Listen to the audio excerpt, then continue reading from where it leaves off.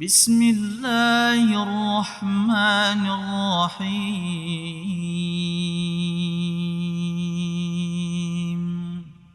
A'udzubillahi minasyaitonirrajim. Bismillahirrahmanirrahim.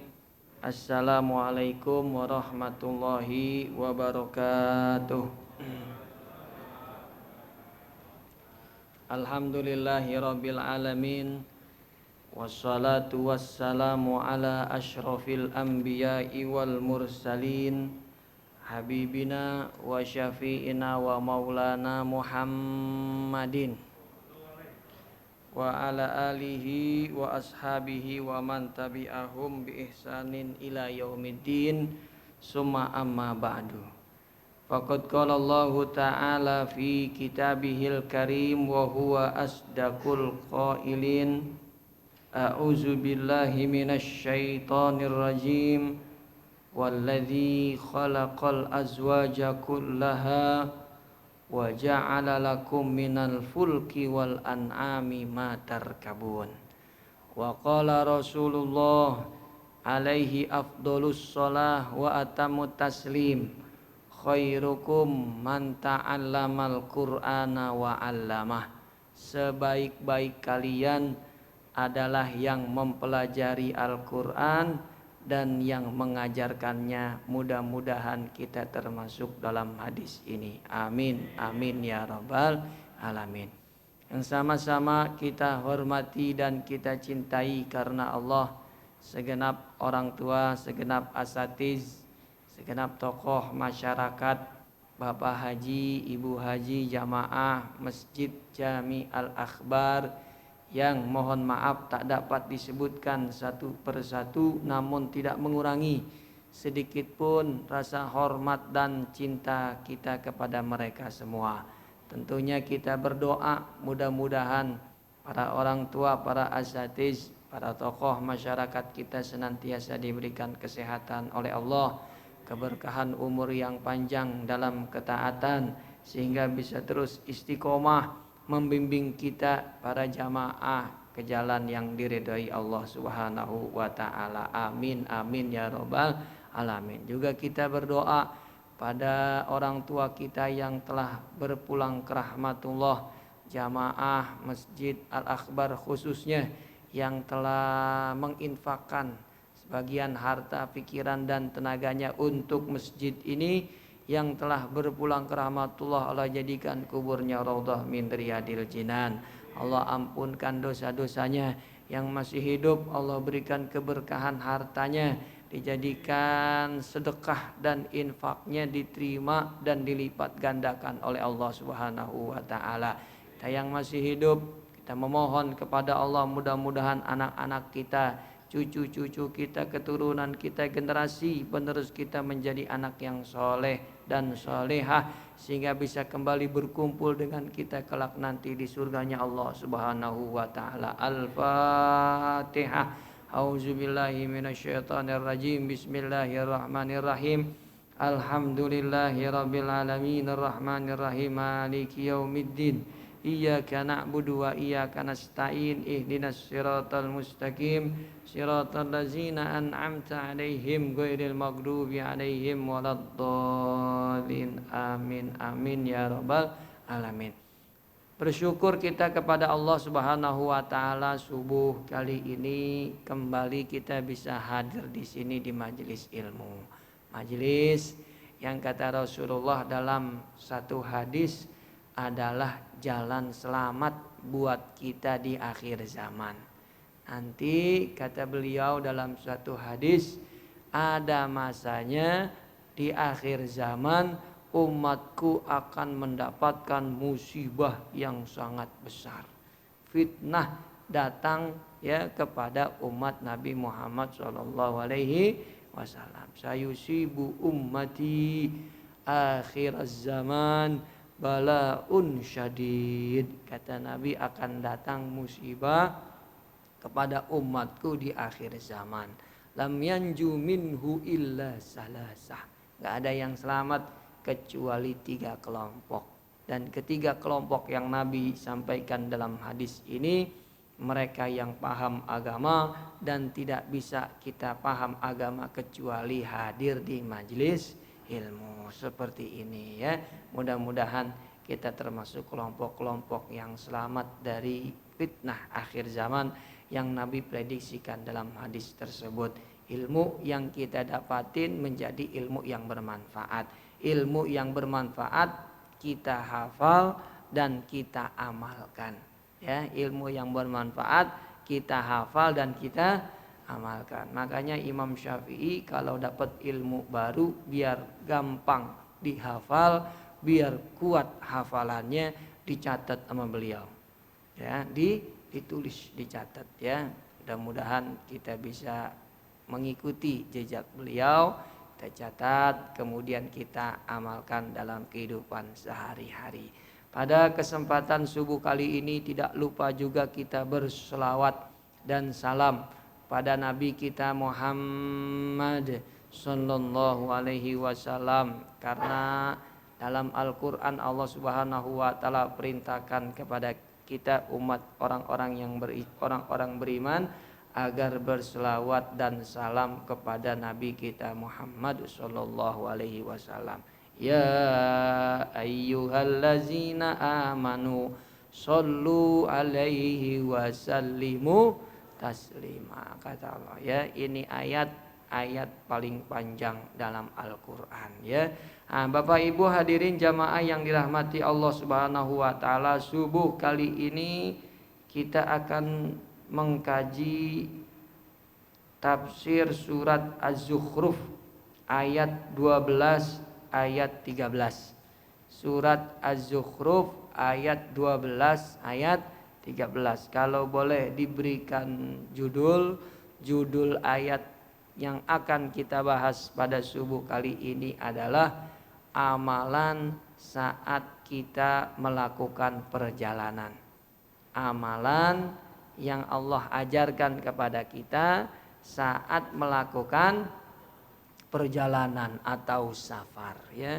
Pembahasan kita ada dua. Yang pertama definisi safar dan keutamaannya. Yang kedua baru kita masuk apa saja amalan yang diajarkan Allah kepada kita orang yang beriman ketika melakukan perjalanan.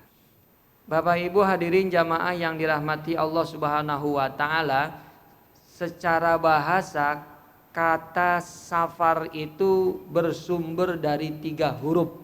Sin, fa, ro. Nah, sin, fa, ro ini dalam kamus bahasa Arab artinya adalah az-zuhur atau sesuatu yang nampak gitu. Makanya di Quran ada Allah gunakan kata safar. Was-subhi idza asfar gitu. Demi waktu subuh nih kayak sekarang. Demi waktu subuh yang menampakkan segalanya, di mana sebelumnya gelap gak kelihatan apa-apa. Ketika subuh mulai kelihatan, ketika subuh mulai terang, maka digunakan asfar, waktu subuh yang menampakkan.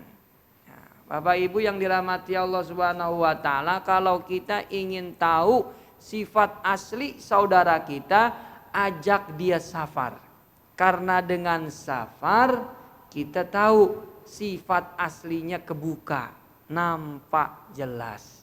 Kalau dia orangnya peduli, ketahuan lagi di safar. Kalau dia orangnya pelit, ketahuan juga pas lagi safar. Nah, makanya Umar bin Khattab ketika ada sahabat yang mengatakan, saya bersaksi bahwa si Fulan bin Fulan itu adalah orangnya seperti ini, seperti ini. Lalu Umar bin Khattab tanya, apakah kau pernah melakukan perjalanan bersama dia? Belum pernah. Kalau begitu kamu belum kenal sifat asli temanmu itu. Karena dengan berjalan, dengan melakukan safar, kita akan nampak sifat asli yang sesungguhnya. Kalau lagi mukim kayak begini hadirin, sifat aslinya kadang nggak keluar. Tapi pas lagi safar, banyak kesulitan yang kita temukan di perjalanan, muncullah sifat asli orang tersebut. Nah, ini safar secara bahasa. Secara istilah, ya, safar itu adalah perjalanan yang dilakukan oleh seorang manusia baik jauh ataupun dekat. Jadi perjalanan yang dilakukan oleh seorang muslim, seorang mukmin dari rumahnya, baik perjalanan jauh ataupun perjalanan dekat. Ini definisi secara istilah, secara umum, ya. Karena secara istilah ini ada menurut kalangan ulama fikih yang maknanya sedikit berbeda, ya. Kalau ini yang kita bahas karena tafsir Al-Qur'an, maka definisi safar yang kita ambil secara umum saja, ya. Karena kalau menurut ulama fikih ketika ditanya safar itu ada tambahan dari mereka.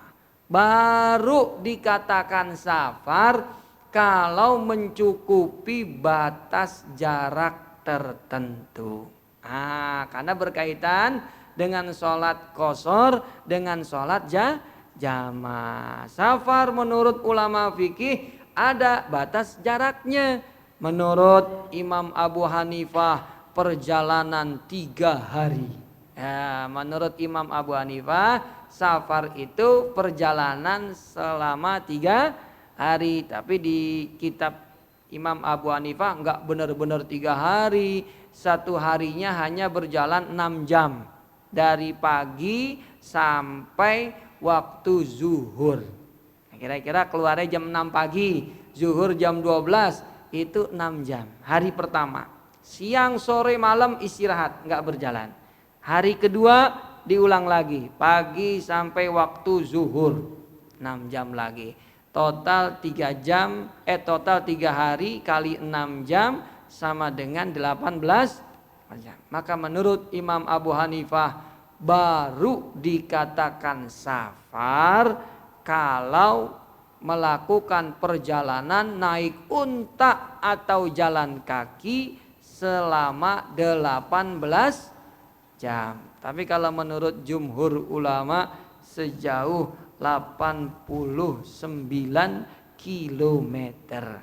Hitungannya bukan hari, hitungannya adalah 89 kilometer, begitu ya.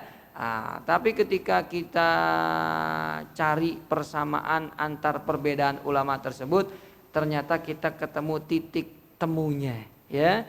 Setelah kita coba berjalan 3 hari, ya, atau 18 jam, ternyata jaraknya itu 90 kilo sekian. Nah, coba Bapak Ibu cek di handphone, kan ada tuh Google Map, ya. Coba jalan kaki 18 jam sampai mana dari sini? Begitu. Kalau dari rumah saya di Ciganjur tuh, coba 18 jalan kaki sampai ke Subang, Pak Bu. Sampai ke Subang. Itu ada Subang residen apa gitu, ya. Iseng aja saya. Kalau jalan kaki 18 jam, ternyata dari Ciganjur rumah saya tuh sampai ke Subang 18 jam. Dikonversikan, kan bisa dikonversiin tuh. Kalau di Google Map kan berapa kilo? Ternyata 90 kilo. Ya, maka tidak ada perbedaan di kalangan ulama. Ternyata yang safarnya itu boleh mengqashar dan menjamak sholat perjalanan kurang lebih 89 kilometer. Hanya bahasanya yang beda. Kalau menurut Imam Abu Hanifah bahasanya jalan kaki atau naik unta 3 hari baru sampai, begitu ya. Kalau menurut jumhur 89 kilo. Ternyata ketika kita konversikan, ternyata jumlahnya sama, 89 sampai 90 kilo. Itu kalau safar menurut ulama fikih. Jadi ada batasnya, begitu ya. Nah, ini yang kita bahas di sini, safar secara umum. Maka perjalanan jauh ya safar, perjalanan dekat ya safar. Bapak Ibu yang berangkat dari rumah ke masjid ini, itu disebut safar, perjalanan. Ya, nanti pulangnya lagi dari masjid ke rumah kita disebut juga safar. Maka kalau perjalanan kita kemari, berangkat ataupun pulang, masuk kategori safar, amalan yang ada di ayat ini kita amalkan bersama-sama. Jadi nggak nunggu jalan jauh dulu, 89 kilo, enggak. Itu kalau dalam ulama fikih segitu. Kalau kita ini kan ya pembahasannya tafsir Al-Quran. Mau jauh, mau dekat, amalkanlah amalan yang Allah ajarkan ini. Agar apa? Agar keutamaan dan kemuliaan safar kita dapat. Dalam hadis kata Nabi, yang pertama, kemuliaan orang yang melakukan safar, doa-doanya diijabah oleh Allah Subhanahu wa taala. Salasah la turaddu da'watuhunna. Ada 3 kelompok yang doanya mustajabah. Yang pertama, dakwatul mazlum, doa orang yang terzolimi. Yang kedua, dakwatul walid liwaladihi, doa orang tua untuk anaknya. Dan yang terakhir, wadakwatul musafir, doa orang yang sedang melakukan perjalanan, doanya mustajabah. Tuh kemuliaannya. Yang kedua, kata Rasulullah, orang yang melakukan perjalanan sehingga dia nggak bisa melakukan ibadah dan amal soleh yang biasa dia kerjakan waktu dia mukim, dapat tetap catatan pahalanya walau dia nggak kerjain. Kita di rumah saat mukim biasa hadir majelis taklim Sabtu subuh. Kebetulan hari Sabtu kita melakukan perjalanan, gak bisa ikut taklim seperti ini, maka tuh waktu kita melakukan perjalanan dicatat dalam kitab catatan amal kita melakukan taklim subuh di Masjid Al-Akbar. Padahal enggak melakukan karena udah biasa, gak bisa melakukan, sedang melakukan safar, catatannya Allah berikan.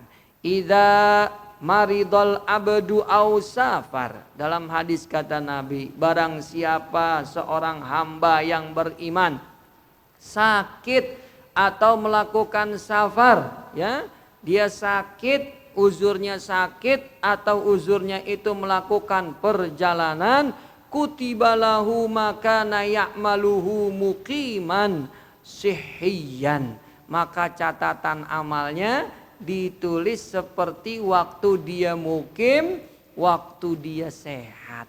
Itu hadis Rasulullah. Bahkan yang terakhir, banyak lagi tentunya kemuliaan orang yang melakukan perjalanan. Di samping doanya diijabah, di samping catatan amal kebaikannya dicatat oleh Allah Subhanahu wa taala seperti dia mukim. Yang ketiga kata Rasulullah, kalau dia meninggal dunia, surganya itu sejauh jarak antara tempat lahirnya sampai di mana dia meninggal, begitu. Itu kalau melakukan perjalanan seperti itu, ya. Dulu di Madinah ada seorang sahabat yang meninggal dunia. Lahirnya di Madinah, gedenya di Madinah, meninggalnya juga di Madinah.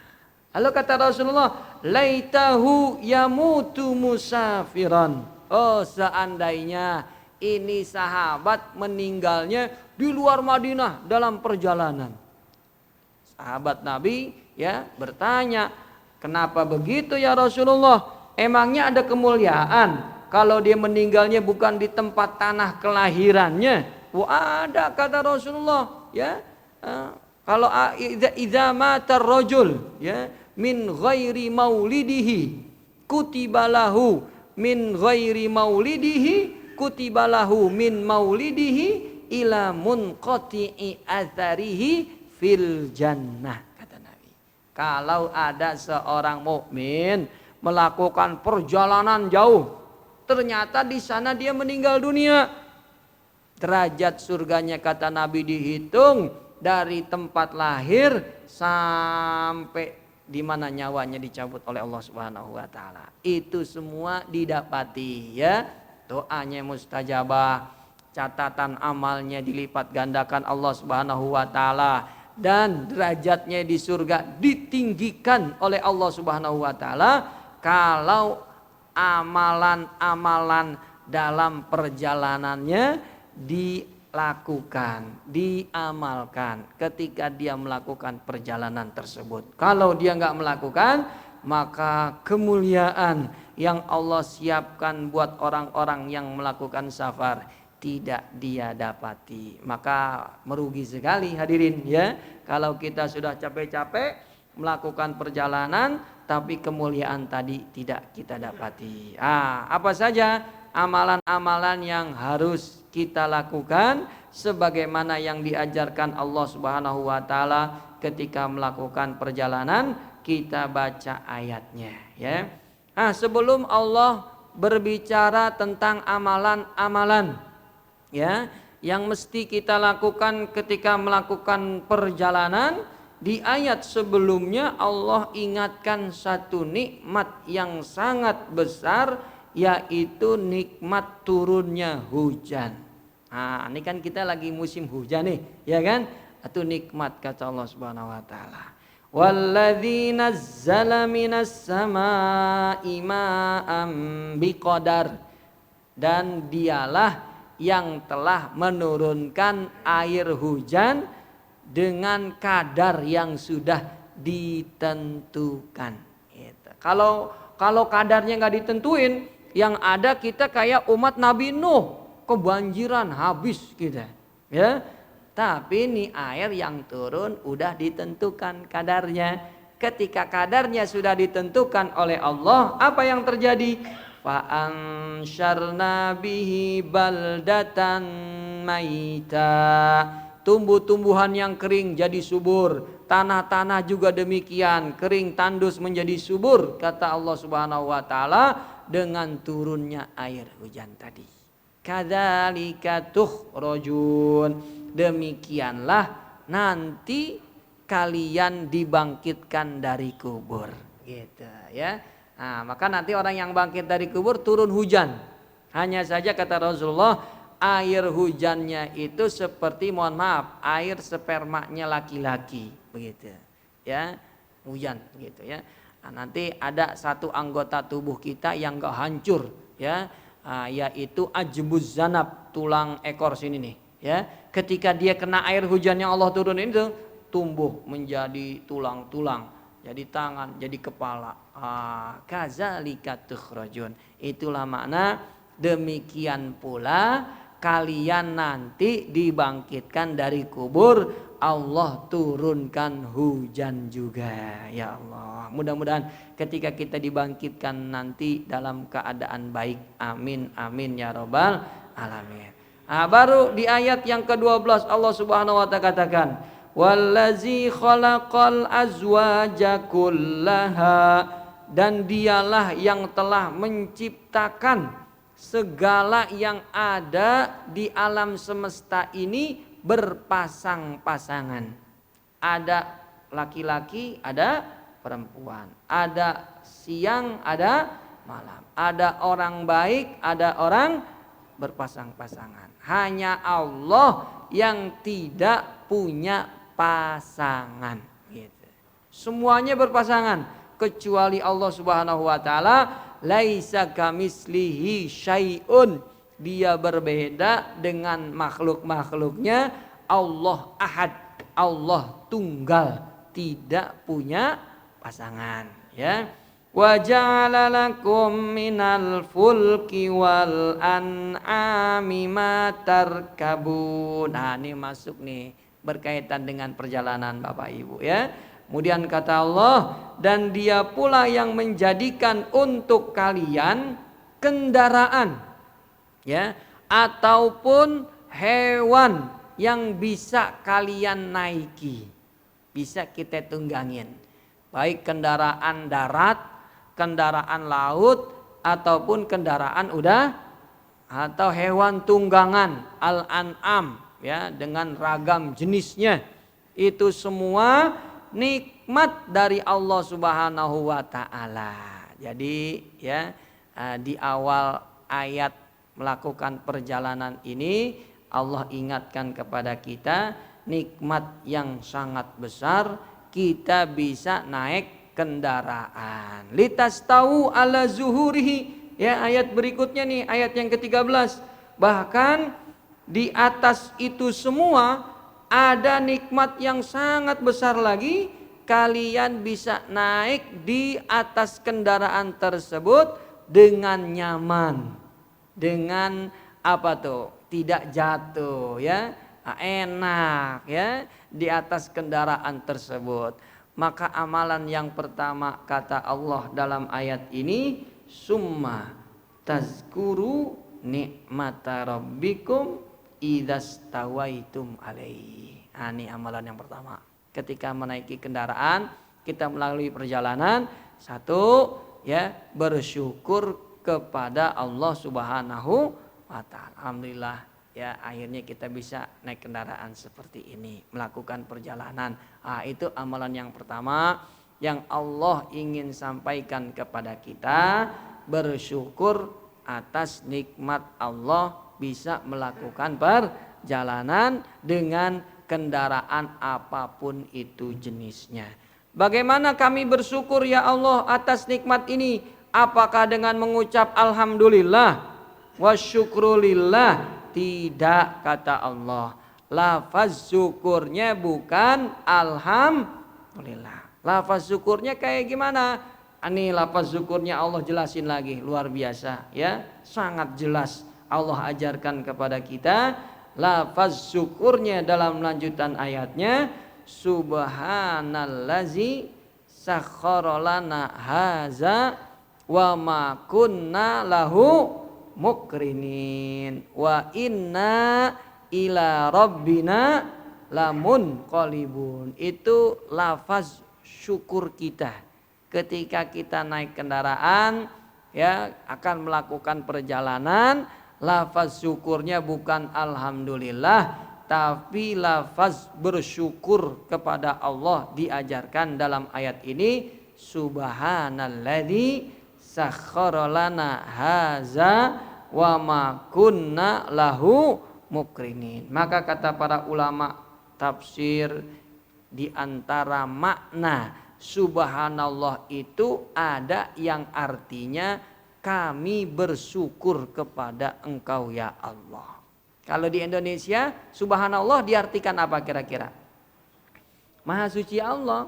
Ya, mau subhanallah kayak gimana pasti diartikan maha suci Allah. Padahal subhanallah itu artinya ada 3. Yang pertama, kami bersyukur kepada Allah.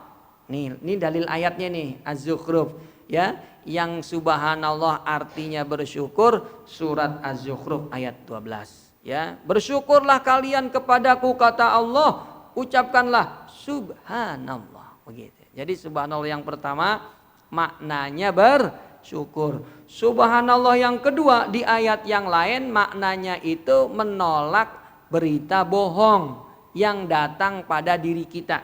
Jadi nolaknya itu dengan kata subhanallah. Seperti di dalam surat Al-Baqarah ketika orang-orang Yahudi, orang Nasrani meyakini Allah punya anak, Allah punya keturunan, dijawab oleh Allah dengan kata subhanallah. Wa qalu takhadzallahu walada. Mereka meyakini Allah punya anak. Apa jawab Allah? Subhanah. Jadi Allah gunakan kata subhanallah. Jadi bapak-bapak kalau nanti istrinya menuduh selingkuh, jawabnya dengan kata apa? Subhanallah. Bapak ini ada SMS masuk nih, selingkuh ya Pak ya? Kalau bapaknya jawab astagfirullahalazim, berarti dia benar selingkuh. Benar kan? Kalau istighfar itu kan memohon ampun dari dosa yang dia udah buat. Astagfirullahalazim. Nah, makanya Bu, kalau mau tahu suami kita selingkuh apa enggak, tanya dia selingkuh apa enggak. Lihat jawabannya. Kalau subhanallah berarti dia enggak selingkuh. Subhanallah, begitu. Nah, Bapak enggak selingkuh, begitu. Itu SMS nyasar. Maka kalau suaminya enggak selingkuh, istrinya yang istighfar karena sudah menuduh yang tidak benar kepada suami. Astagfirullah. Jangan kebalik, justru suaminya yang istighfar. Berarti benar dia selingkuh. Seperti Rasulullah Pak, Bu, pernah lagi iktikaf di 10 terakhir Ramadan, iktikaf di masjid. Datang istrinya Sofia, ya Rasul, ada tamu datang dari jauh, ya, mau langsung pulang, bisa nggak kira-kira ketemuin sebentar aja? Ya udah, Nabi keluar masjid. Nah, jadi kalau iktikaf keluar masjid boleh kalau ada hajat, tapi balik lagi. Kita kadang-kadang ada hajat iktikaf keluar dari masjid kagak balik-balik, hadirin, ya enggak? Mana tuh orang tadi katanya mau qiyamul lail, nanti pulang dulu, pas qiyamul lail nggak balik lagi, ya enggak? Keluar nanti balik lagi. Nah, Nabi ketika keluar malam hari ketemu 2 sahabat berpapasan, dua-duanya kasak kusuk. Nabi dengar, ya, yang satu mengatakan kayaknya itu bukan istrinya Nabi tuh. Iya emang kok gemuk banget, kayaknya istri kurusan, begitu, ya enggak? Apa kata Rasulullah? Subhanallah. Oh, Nabi bilang gitu untuk menolak berita bohong yang ditujukan kepada beliau. Subhanallah, kata Nabi, ala rislikuma, tunggu dulu sini berdua, lihat nih yang benar. Hadihi Sofiyah, nih istri saya Sofiyah, gelap kagak kelihatan, lihat wajahnya yang benar. Astagfirullah, 2 sahabat tadi beristighfar, mohon ampun karena sempat suuzon kepada Rasulullah Shallallahu Alaihi Wasallam. Jadi subhanallah yang kedua itu menolak berita bohong yang ditujukan pada diri. Sedangkan subhanallah yang terakhir artinya adalah menggambarkan sesuatu yang sangat luar biasa, yang hanya Allah saja bisa melakukannya. Makhluk manapun gak ada yang bisa, maka digunakan subhanallah. Seperti di surat Al-Isra ayat 1, Allah menggambarkan peristiwa Isra Mi'raj, ya, hanya dalam waktu 1 malam, bahkan kurang dari 1 malam bisa melakukan perjalanan dari Mekah menuju Masjidil Aqsa, naik ke langit 7, balik lagi. Kira-kira ada makhluk yang bisa melakukan itu? Tidak bisa, hanya Allah. Maka untuk menggambarkan yang hebat itu gunakan subhanallah. Ayatnya berbunyi subhanalladzi asra bi abdihi sampai akhir. Jadi kalau ada orang bilang subhanallah, tanya, Bapak subhanallah maksudnya apaan? Begitu. Bersyukur, menolak berita bohong, atau menggambarkan sesuatu yang indah, begitu, ya. Nah, ini kalau di ayat ini subhanallahnya artinya bersyukur. Subhanallazi sakhkhara lana haza, kami bersyukur kepadamu ya Allah. Jadi harusnya terjemahannya begitu yang benar. Tapi kalau di terjemahan Indonesia, Quran Indonesia cetakan Departemen Agama, pasti artinya Maha Suci Allah. Benar nggak kira-kira? Maha Suci Allah terjemahannya. Harusnya artinya bukan Maha Suci Allah, tapi artinya kami bersyukur kepadamu ya Allah yang telah menundukkan kendaraan ini kepada kami. Ya, wa ma kunna lahu mukrinin, sekali-kali kami nggak akan pernah bisa, ya, menunduki, ya, kendaraan ini taat turut tunduk pada kita kecuali setelah Allah berikan nikmat tadi, ya. Wa inna ila rabbina lamunqalibun, artinya dan kepadamulah ya Allah Tuhan kami semua akan kembali. Nah, jadi ini amalan nih yang kita lakukan Pak Bu ketika akan melakukan perjalanan. Pas naik kendaraan bersyukur, lafaz syukurnya subhanallazi sakhkhara lana haza wa ma kunna lahu mukrinin wa inna ila rabbina lamunqalibun. Lalu bagaimana kita baca doa ini? Apakah langsung subhanallazi sakhkhara lana? Oh enggak, ada tuntunannya dari Rasulullah. Nabi yang contohin gimana baca doa ini. Enggak langsung doa begini saja. Enggak, di tafsir dijelaskan hadirin.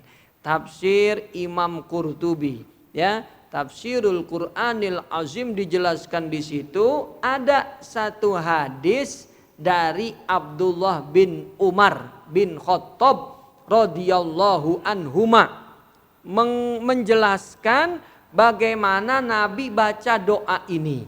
ketika beliau akan melakukan perjalanan, sebelum beliau baca doa ini, beliau takbir dulu 3 kali.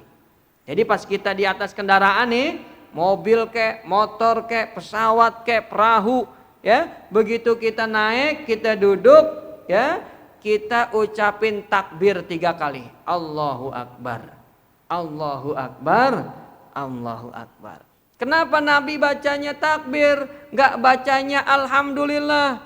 Alhamdulillah, Nabi juga kenapa bacanya takbir, nggak baca subhanallah atau nggak baca la ilaha illallah? Ada rahasianya hadirin. Ada hikmah dan rahasia tersembunyi. Kenapa Nabi ajarkan kita sebelum baca doa ini takbir dulu 3 kali. Allahu Akbar, Allahu Akbar, Allahu Akbar. Allahu Akbar itu artinya Allah Maha Besar. Allah Maha Besar. Nabi inginkan kepada kita, ya, mengawalinya dengan takbir agar jangan ada kesombongan dalam diri kita ketika naik kendaraan, sebagus dan semewah apapun kendaraan yang kita naikin. Ada nggak kira-kira orang sombong naik kendaraan? Di sini ada nggak kira-kira? Di sini kayaknya enggak ya. Amin ya rabbal. Di luar sana banyak Pak Bu, ya, orang berlaku sombong. Kalau dia sombong ketika punya kendaraan yang mewah, Allah akan hinakan dia. Allah akan binasakan mereka. Buktinya ada hadirin, ya. Buktinya mana? Di tahun 1912 Masehi tercatat dalam sejarah ada, ya, orang bisa bikin kapal perahu sangat besar, sangat kuat, ya, ya. Tapi ketika mereka naik perahu tersebut, muncul kesombongan dalam dirinya. Berujar mereka, perahu ini gak akan tenggelam. Begitu. Pintu-pintu perahu yang ada di sini, kamar-kamarnya anti kemasukan air. Jadi ada sensor, kalau ada air langsung ketutup rapat. Perahu itu mereka berikan nama Titanic. Pernah dengar? Ya, perahunya namanya Titanic. Sombong gak tuh kira-kira orangnya tuh? Sombong, gak bakalan tenggelam nih perahu. Tapi begitu 1912, 2 tahun dibuat perahu itu Pak Bu, dengan peralatan yang super canggih, paling besar, ya. Belum pernah ada perahu sebesar itu. Hari pertama berlayar, hari itu juga tenggelam. Karena sombong. Beda dengan perahu Nabi Nuh, terbuat dari kayu, ya, dibikinnya pakai tangan, nggak pakai alat-alat canggih. Cuma yang naiknya kagak sombong, walaupun ombaknya segede gunung, selamat yang naik perahu Nabi Nuh. Makanya Nabi kita ingetin sebelum baca doa subhanallazi, ya, hadirkan di hati kita ini, jangan sombong, jangan sombong. Tidak ada yang lebih besar, tidak ada yang lebih kuasa, ya, kecuali Allah Subhanahu wa Ta'ala. Maka lafaznya, ya, meniadakan kesombongan dalam hati. Nabi ajarkan lafaznya takbir 3 kali. Allahu Akbar, Allahu Akbar, Allahu Akbar. Setelah itu baru baca doa yang di ayat ini. Subhanallazi. Nah, ketika baca subhanallazi, hadirkan di hati kita itu rasa syukur. Jadi bukan cuman lafaz sekedar lisan doang, tapi hatinya harus ngikut. Ketika takbir, hati kita hilangkan kesombongan. Ketika subhanallazi sakharalana sampai akhir, hadirkan di hati kita apa nih? Ya, rasa syukur kepada Allah Subhanahu wa Ta'ala. Subhanallazi sakharalana haza wa ma kunna lahu muqrinin. Dan di ujung doanya ada yang menarik. Allah inginkan kepada kita ketika mengucapkan di akhir doa ini, kita ingat dengan kematian. Wa inna ila rabbina lamunqalibun. Hari ini kita melakukan perjalanan dunia, tapi ingat kata Allah, ada perjalanan model satu lagi, yaitu perjalanan menuju Allah Subhanahu wa Ta'ala. Jadi ketika kita naik kendaraan, ya Allah inginkan kita, ya di akhir doanya yang Al-Quran sampaikan ini, hati kita ingat mati. Banyak gak yang menemukan ajalnya ketika melakukan perjalanan? Banyak banget ya. Ketika melakukan safar, perjalanan, naik kendaraan, dia menemui ajalnya. Nah, maka ketika kita melakukan perjalanan, Allah ingatkan di ujung doanya, sama-sama kita mengingat kematian, bahwa ada perjalanan satu lagi yang lebih berat, yang lebih panjang, yang lebih lama, perjalanan menuju Allah Subhanahu wa Ta'ala. Bagaimana lanjutan doanya ya Rasulullah? Ternyata ada lagi setelah ini, hadirin. Kata Abdullah bin Umar tadi, setelah takbir 3 kali, baca doa yang ada di Quran ini, subhanallazi sakharlana. Yang ketiga, Nabi minta 4 hal kepada Allah Subhanahu wa Ta'ala. Masih di atas kendaraan.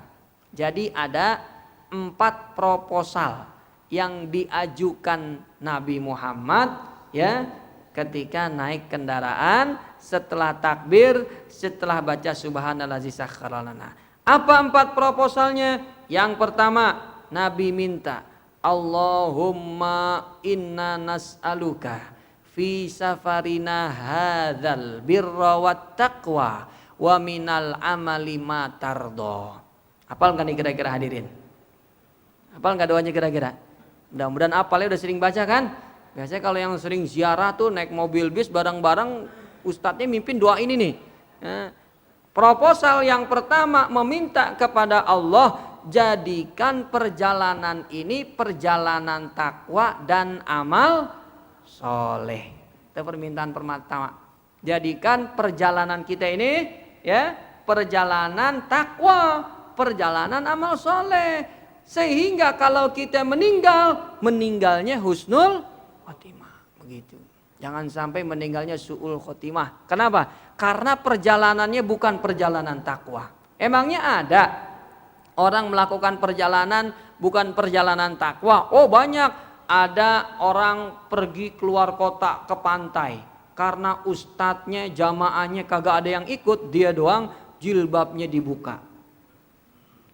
Jilbabnya dibuka. Nauzubillah min, itu bukan perjalanan takwa. Nggak ada orang yang dia kenal dia buka auratnya, ya enggak? Ternyata di pantai dia ketemu ustadznya lagi berjemur, ya enggak?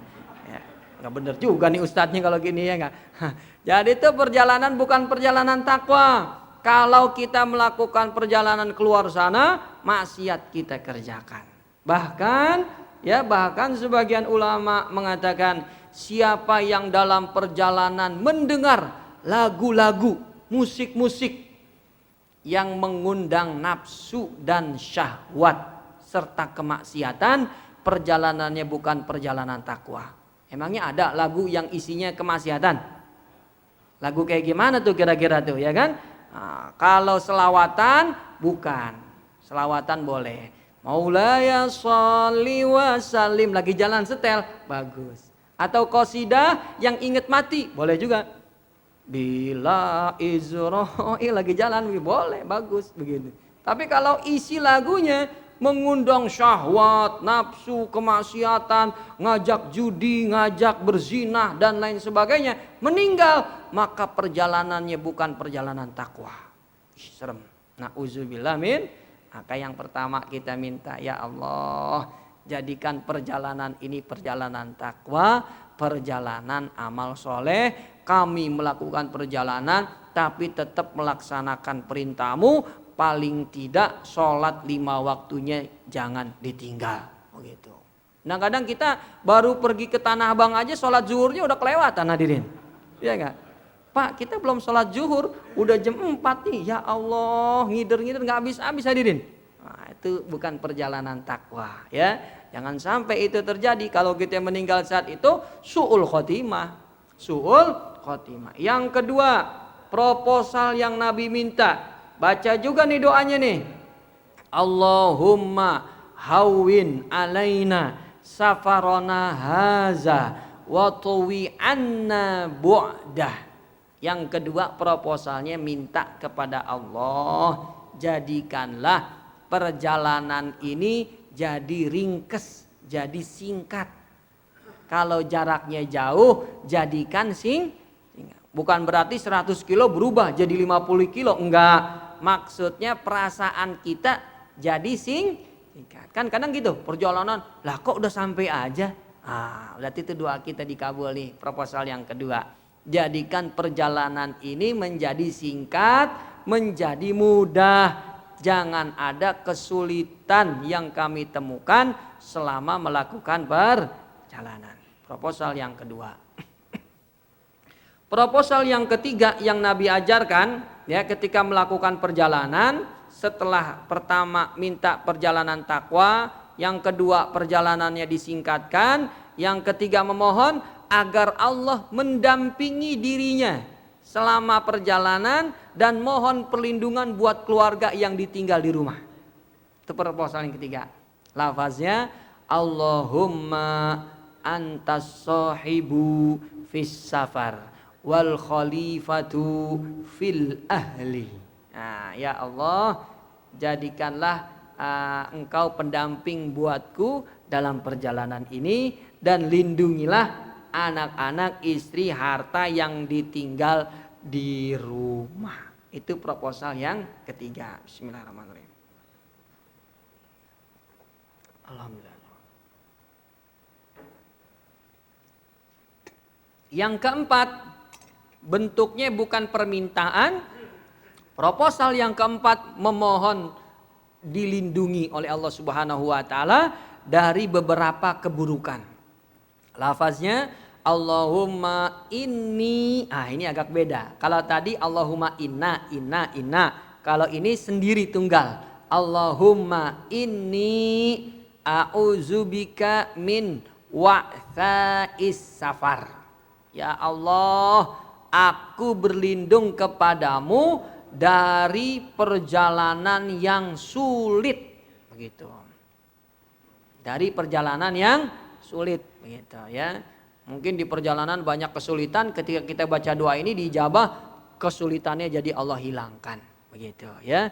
Wa ka'abatil manzur, dan yang kedua berlindung selama perjalanan ini jangan sampai ada pemandangan yang bikin kami sedih. Duitnya hilang, dicuri sama orang, ditipu sama orang lagi perjalanan. Ada nggak kayak gitu kira-kira?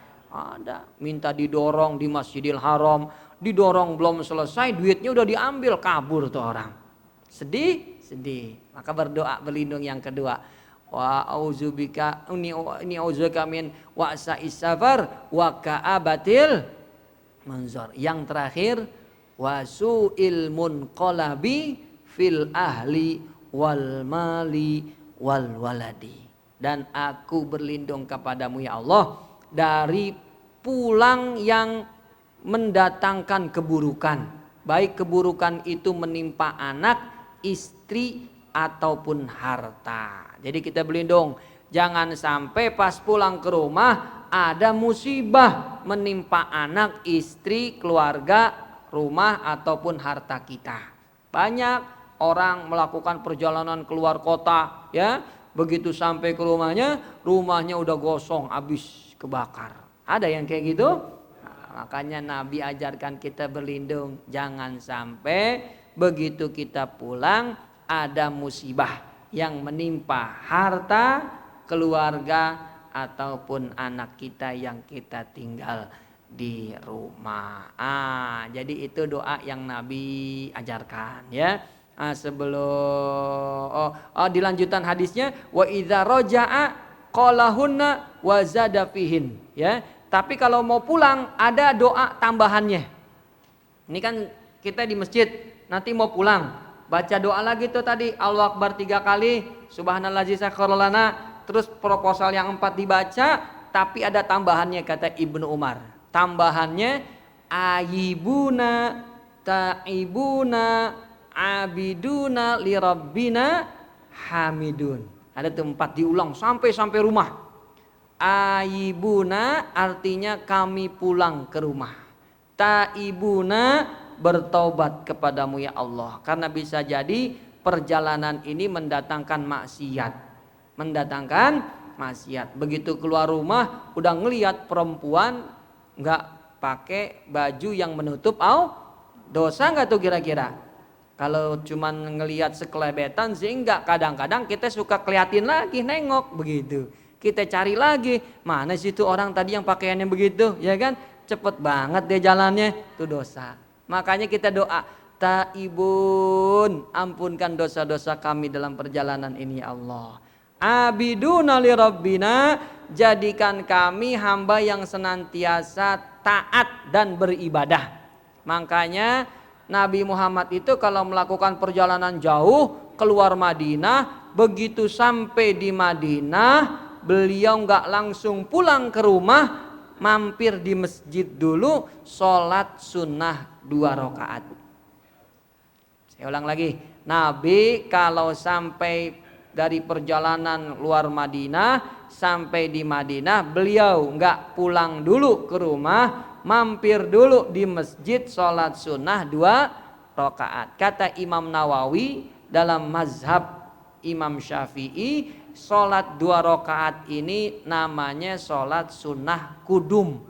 Jadi niatnya saya niat sholat sunnah kudum, sholat sunnah baru sampai gitu dengan selamat. Sholat sunnahnya disebut sholat sunnah kudum begitu ya. 2 rakaat karena Allah Subhanahu rakaat. Setelah itu baru masuk ke rumah begitu ya. Abidun, itulah makna jadikanlah kami ketika sampai rumah ini termasuk orang-orang yang menghamba kepadamu. Hamidun, yang terakhir jadikanlah kami termasuk orang-orang yang senantiasa memuji Engkau ya Allah. Nah, itulah ya diantara amalan yang Allah sampaikan dalam Al-Quran dan dicontohkan cara bacanya langsung oleh Rasulullah SAW. Sebelum saya tutup, saya ijazahkan doa ini kepada jamaah yang hadir. Saya mohon izin baca, Bapak Ibu semuanya ikutin ya. Ya, saya baca, Bapak Ibu ikutin ya. Bismillahirrahmanirrahim. Allahu Akbar. Allahu Akbar. Allahu Akbar. Subhanalladzi sakhkhara lana haza